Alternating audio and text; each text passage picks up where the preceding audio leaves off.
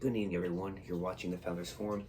My name is Verikokkos. We have an amazing show for you guys tonight.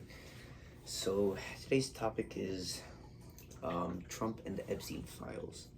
So I guess we can start back to the beginning. We can talk about Trump's and Epstein's relationship. So I guess this goes back to I guess we got early or in late 1980s in Manhattan. Basically, Trump was a real estate developer, and Jeffrey Epstein did something in finance. But they're both very wealthy at the time, worth hundreds of millions. And so they met each other at, I think, called some club called Lake Club. So yeah, they met there. That's probably where they became friends. And then there was like flight logs between them. Jeffrey Epstein was on Trump's plane, Trump was on Jeffrey Epstein's plane, and they went to each other's clubs. Jeffrey Epstein was a member of Mar-a-Lago, and so Jeffrey Epstein even said himself they were very good friends. Donald Trump was Jeffrey Epstein's closest friend for 10 years. He said that himself in an interview, because there is over 100 hours worth of recordings of Jeffrey Epstein, and he talks about their relationship a lot. So yeah, they were very present in Palm Beach a lot, in Manhattan, and of course there's always allegations with Trump himself, not even just Epstein, of him doing inappropriate things with girls in the locker room of the beauty pageant he owned. But Epstein didn't really have a part in that. But just in itself, there's always stories about,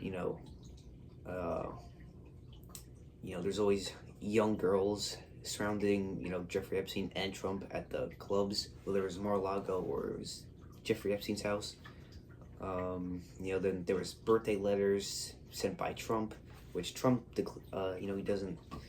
he denies it, of course, but which of course he's going to, because why would anybody, say yes to that? And so, yeah, then there's all the stories of, women coming out and explaining their stories and suing him.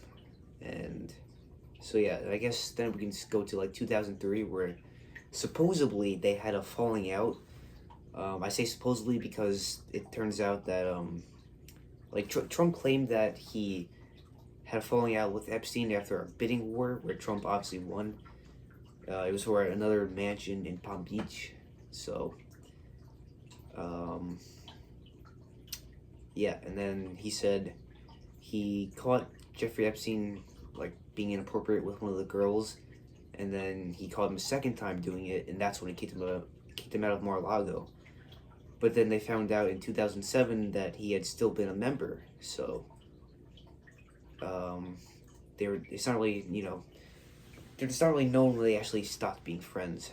But yeah, then 2010, I think it was, or 2009 or something, somewhere around there, he got arrested for the first time. Then he got out in 2014, I think it was.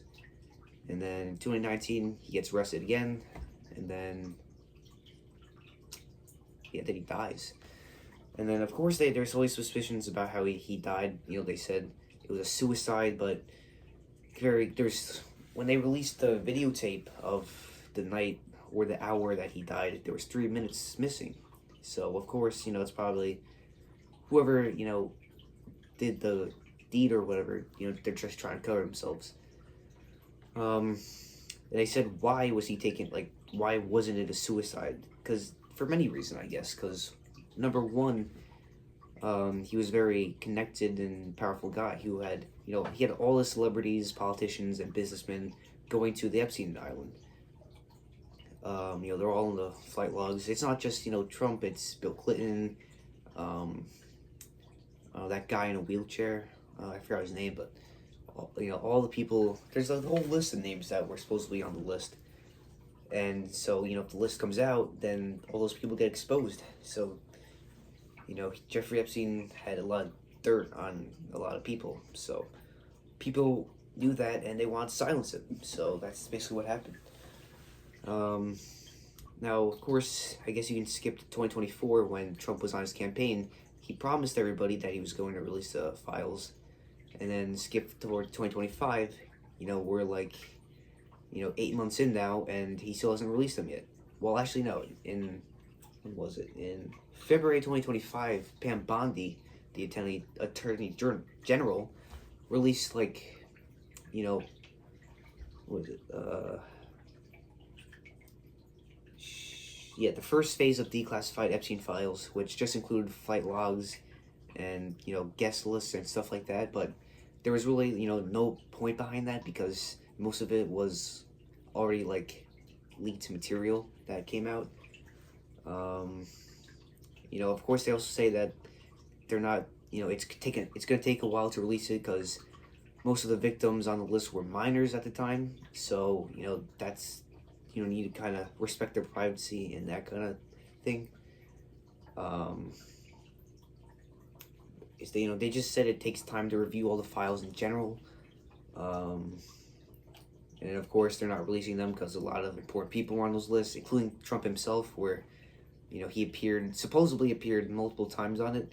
And then recently it came out that he actually had Pam Bondi remove his name off, all the spots where he appears. But, I guess we'll never get to confirm that, because, the Epstein Files will most likely never be released.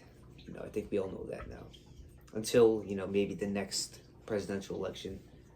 But, of course, Trump claims it's a Democratic host, which it's really not, because, they wouldn't set up a hoax for, someone who is on the Democratic side, Bill Clinton.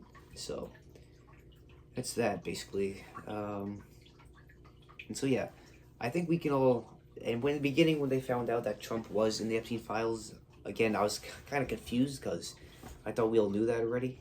Of course, they're best friends, going to each other's clubs and planes, so of course, Trump's going to appear one or two times in the Epstein Files. So, they're looking to that. Do I think it's ever going to be released? No, I think we're probably going to have to wait till, like I said, the next presidential term for whoever it is. Unless, of course, it's J.D. Vance who gets elected. Or, they're also saying that Trump's kids are going to run, which I don't think is going to happen.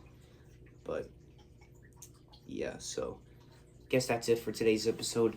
Thank you all for tuning in, and see you in the next one.